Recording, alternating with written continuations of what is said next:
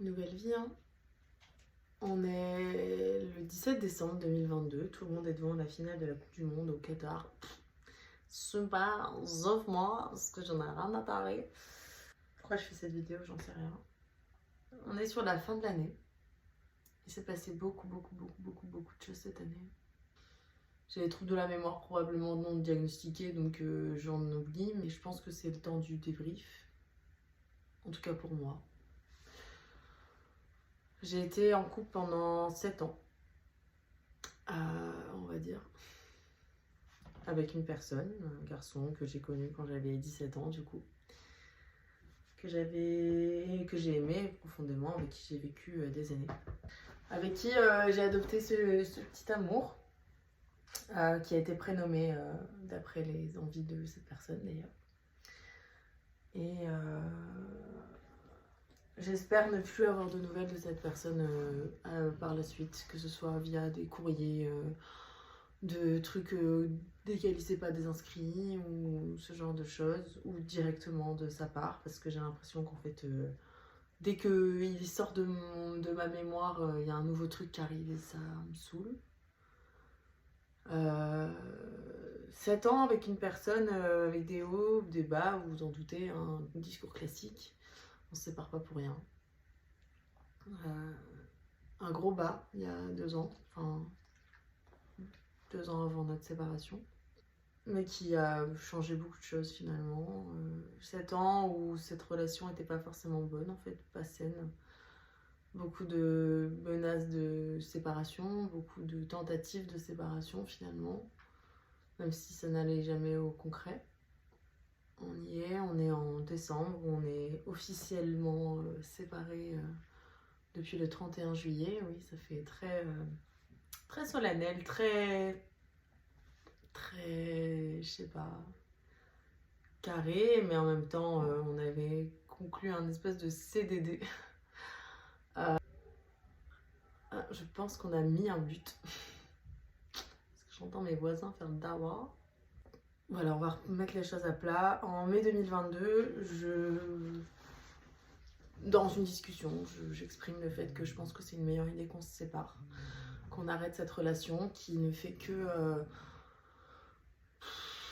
tourner autour du pot, voilà, on essaye de changer des choses, mais en fait c'est changer toute une personnalité, c'est pas possible. Il faut aussi regarder les choses en face, même s'il y avait beaucoup d'amour, en tout cas de mon côté.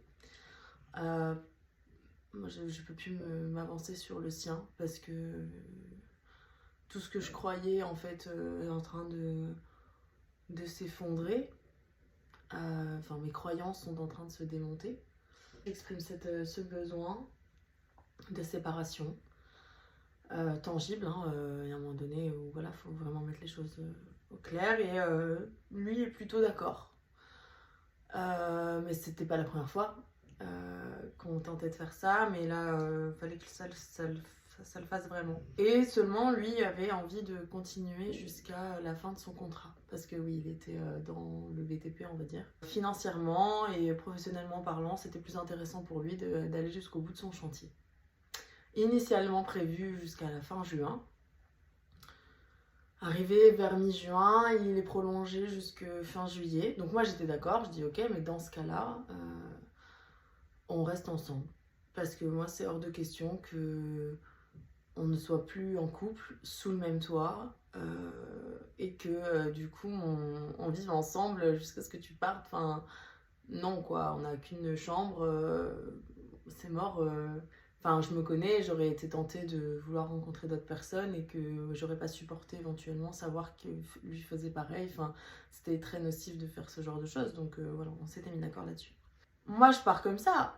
En juin, il me dit que ça prolonge jusque juillet, ok, pas de souci. Enfin, tu pars quand tu pars. Après, faut pas trop pousser non plus, quoi. De toute façon, je travaillais, enfin, je partais pas en vacances, donc voilà, c'était plus simple comme ça. Il part le 31 juillet. Entre-temps, on a vraiment continué comme un couple. On avait encore des rapports, on était encore ensemble, on a même fait un dîner avec un couple d'amis à lui. Enfin, il part le 31, enfin, je lui pleure dans les bras, beaucoup d'émotions, beaucoup de Voilà, c'était... en tout cas, pour moi, je peux pas parler en son nom, hein, finalement. Pour moi, ça a été très dur de le voir partir comme ça. On a fait un espèce de revoir un peu à la film de Noël. Et il part. Et là, changement de casquette, quoi. Changement de visage. Et c'est pas la première fois que j'ai affaire à ce changement de visage de sa part.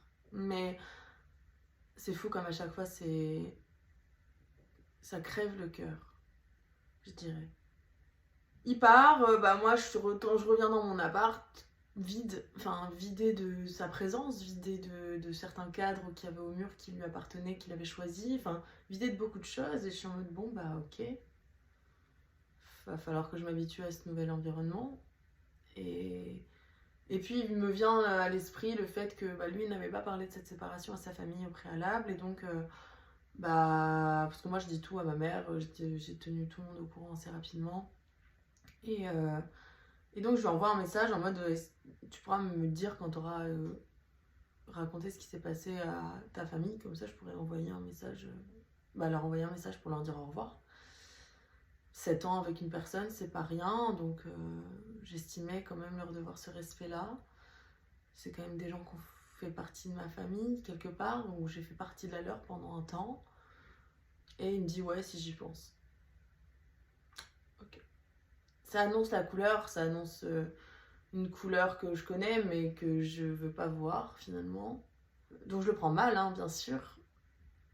Mais je respecte. Je fais pas de message tant que... Quelques mois plus tard ou semaines, je sais plus. Entre-temps, je l'ai eu au téléphone pour diverses choses. Je l'avais bloqué de mes réseaux très brièvement, genre vraiment 1 minute. Après, je me suis dit non, je vais pas le bloquer, machin.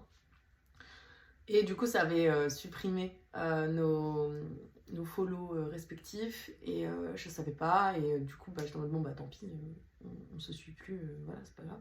En même temps, c'est difficile de passer à autre chose. Donc, du coup, je regardais quand même de temps en temps ses stories, voir s'il postait des choses. Et lui aussi regardait mes stories, puis s'était réabonné à moi. Entre-temps, moi, non.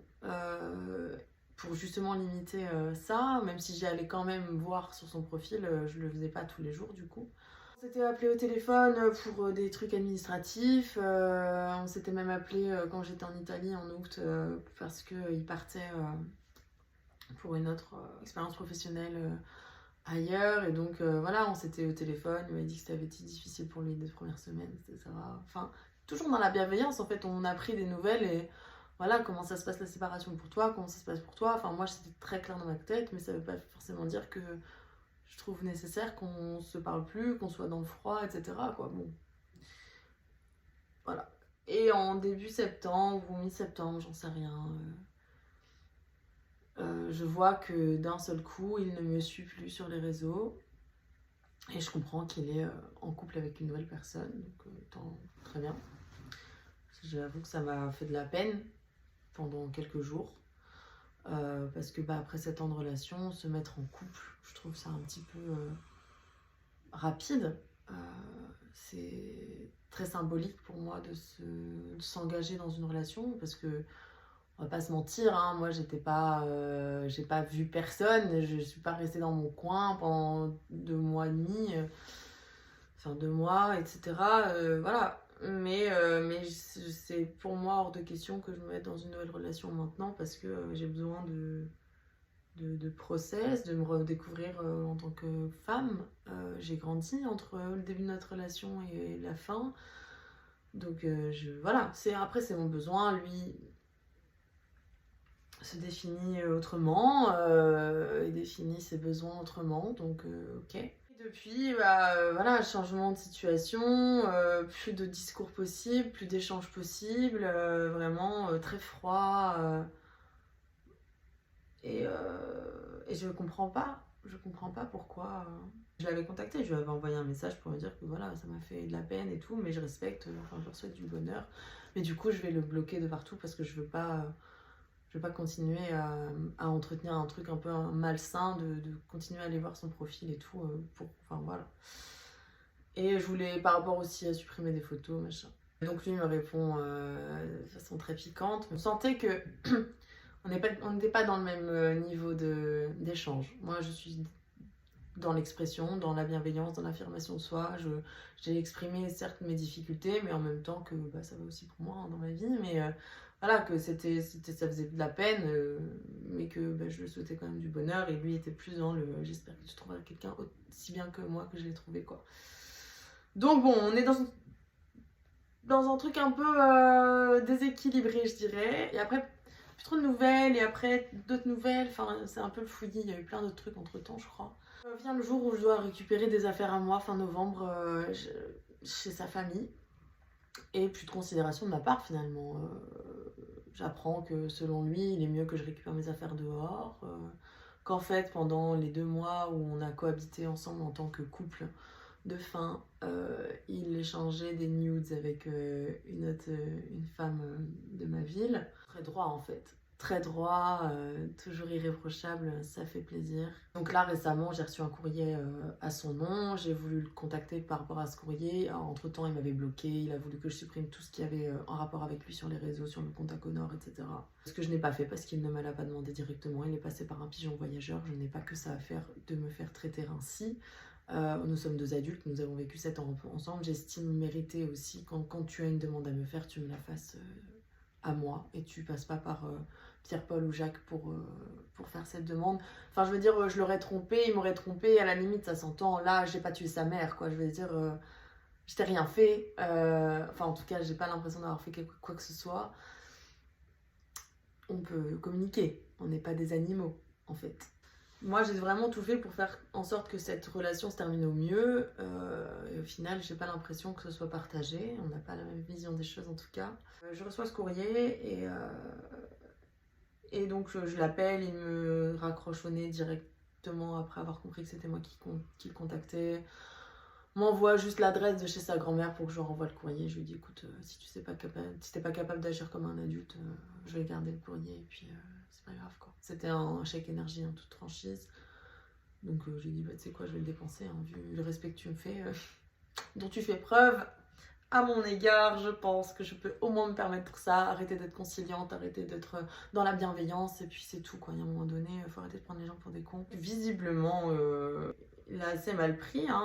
Et apparemment, j'ai des trucs à me reprocher sur la fin de cette relation parce que j'ai osé rester en contact avec sa famille, ses amis, en contact relatif. J'ai échangé avec eux brièvement et en parlant de lui, ouais, en fait, t'as fait partie de ma vie, de notre vie, on se connaît, quoi. Enfin, je veux dire, on s'est connus via toi, à ton existence, donc bien sûr qu'on va parler de toi, bien sûr que je vais te poser des questions par rapport à prendre des nouvelles. Enfin, je veux dire, moi, je suis pas dans la rancœur. Donc bon, et apparemment ça c'est du manque de respect. Je l'aurais apparemment espionné. Oui, je m'en suis pas cachée. J'ai regardé ses stories sur Instagram, mais sans plus quoi. J'ai pas cherché sa nouvelle adresse. Je suis pas allée jusqu'à chez lui quoi. On va se calmer. Mais je trouve ça très dommage que cette année de relation se termine comme ça et j'espère juste qu'il est heureux dans cette nouvelle relation. Franchement, je lui souhaite que du bonheur, même si voilà, j'ai mes idées et j'ai mon opinion par rapport à ça et comment ça se fait et voilà, et tout ce qui gravite autour. Je pense que il est temps aussi en 2023 que j'arrête enfin, que dans tous les cas, je le fais. C'est vraiment là, j'y ai repensé parce qu'il était là. Enfin, j'ai eu le courrier, mais sinon. Voilà, je ne veux plus forcément avoir de nouvelles réflexions par rapport à son existence, par rapport à sa nouvelle vie. Après, moi je suis pas là à bloquer avec tous les gens que j'ai connus en relation avec lui. J'ai quand même un minimum de respect aussi pour cette ancienne vie. Je suis sur une fin d'année là où je pense que j'ai accumulé beaucoup de choses. Parce qu'entre temps, du coup, j'ai été diplômée. On va passer sur les côtés positifs. J'ai été diplômée, j'ai rencontré plein de personnes super chouettes. J'ai renoué vraiment très fort avec ma meilleure amie d'enfance. Je suis sortie, j'ai revécu plein de choses. Je découvre la vie d'adulte, de jeune femme, voilà, des nouvelles activités. Je suis allée voir ma famille, il m'est arrivé des trucs chiants, genre un accident de voiture avec un muret. Voilà, mais ça se goupille plutôt bien. J'ai été embauchée en tant que psychologue de rue. Je kiffe trop mon taf. Et là, on me propose de passer en CDI, enfin... Je pense que la roue tourne et je pense que je suis sur une belle fin d'année 2022, des belles décisions qui ont été prises. Je pense que... Ouais, je pense que c'est l'année où j'ai pris les meilleures décisions de ma vie. Et j'espère que ça va pas s'arrêter, que ça va continuer comme ça en 2023 et vivre plein de trucs. Voyager, rencontrer plein de gens, reconnecter avec mes valeurs, mes envies, mes besoins, les assouvir, mes besoins aussi, et, et m'écouter. Et je pense que c'est le principal et que j'aurais dû m'écouter il y a bien longtemps. Après, voilà, je suis dans un truc aussi où j'essaye de pas regretter cette relation et en tout cas une partie de cette relation. Parce que si j'ai fait ce choix, si j'ai fait le choix de rester avec la personne ces dernières années ou de pardonner certaines choses, c'était parce que c'était plus fonctionnel pour moi à ce moment-là, j'imagine. Sinon, je l'aurais pas fait. Mais aujourd'hui, je veux plus... Je vais peut-être passer par une période d'intransigeance, mais qui est potentiellement nécessaire, je pense, pour retrouver un certain équilibre dans mes décisions, dans mes choix. Mais je veux m'écouter, je veux savoir ce que je veux, je veux savoir ce que je ne veux pas. Ce que je ne veux pas, je pense qu'il est assez clair sur beaucoup de choses. Quitte à me donner une urticaire déjà quand je rencontre des nouvelles personnes qui de près ou de loin s'en rapprochent. Mais ouais, je pense qu'il est temps pour moi de... Enfin, c'est l'opportunité pour moi de savoir ce que je veux, ce que je veux pas. Et qu'est-ce que je mets en place, quels sont mes objectifs et quelles sont mes valeurs. Je pense que c'est le plus important, c'est quelles sont mes valeurs et comment je les respecte, comment je les valorise. Je sais pas ce que va devenir cette vidéo, pourquoi la publier finalement, qu'est-ce que je rechercherais derrière ça. Mais peut-être que ça pourrait parler à certaines personnes qui se retrouvent dans ma situation, qui l'ont vécu. Donc si vous avez des conseils, si vous avez envie de partager ce que vous avez vécu, il n'y a pas de problème. Je serais ravie de lire ça ou d'entendre ça en fonction des échanges que je peux avoir. On parle pas assez des longues relations au lycée, dans la construction de l'adolescence, etc. De la jeune vie adulte qui se termine. Qui parfois devrait se terminer plus tôt et parce qu'on est aussi dans une société avec un certain modèle et c'est dommage de ne pas s'écouter juste à cause de ce modèle. J'ai toujours dit ça et j'ai mis beaucoup de temps avant de l'appliquer, mais l'amour ça fait pas tout. L'amour c'est bien, ça allie, ça crée un lien très très très très très très très intense et très fort. Mais si vous vous rendez compte que dans votre relation il y a vraiment objectivement beaucoup de choses qui vont pas ensemble, qui ne sont pas compatibles, ça marchera jamais. L'amour, il peut être aussi fort que vous voulez, vous aurez toujours ce côté où vous n'êtes pas heureux, pas heureuse dans cette relation et qui sera jamais comblé. Jusqu'à ce qu'il y ait un pétage de câble ou vraiment une espèce de déséquilibre très fort entre les deux, où quelqu'un trouvera toujours plus son compte que l'autre. Vous trouverez de l'amour ailleurs. C'est pas si rare que ça, l'amour, je pense. Je n'en ai pas retrouvé entre temps, mais je le cherche pas non plus. Je lui ferme peut-être des portes d'ailleurs, pour l'instant. Mais je suis persuadée qu'on peut aimer plusieurs personnes dans une vie, d'un amour différent et s'entendre avec une personne différemment. Mais d'abord, l'important c'est de savoir ce qu'on veut soi pour soi et vers qui on peut se tourner, qui sera dans ces rapports-là. C'est pas l'histoire d'avoir une vie simple au possible, mais pourquoi se la compliquer en fait? Pourquoi toujours aller chercher des trucs compliqués, toujours des prises de tête et... Ouais, on a le droit de vouloir une relation simple, qui coule de source et donc pas d'être d'accord sur tout le temps, bien sûr, mais que ça reste un minimum constructif, mais voilà, d'être dans une espèce de relation qui, au lieu d'être comme ça, soit comme ça, mais qui tire vers le haut en mode comment on peut entremêler nos valeurs, nos perspectives pour que ça aille à tous les deux et vers quelque chose qui évolue vers le positif plutôt que de redescendre dans des trucs pas cool. En tout cas, merci de m'avoir écouté si c'est le cas. Et peut-être à une prochaine fois, je sais pas. Mais bonne vie à vous et bonne année 2023 et toutes les années qui suivent. Et on part sur un petit grattage d'oreilles.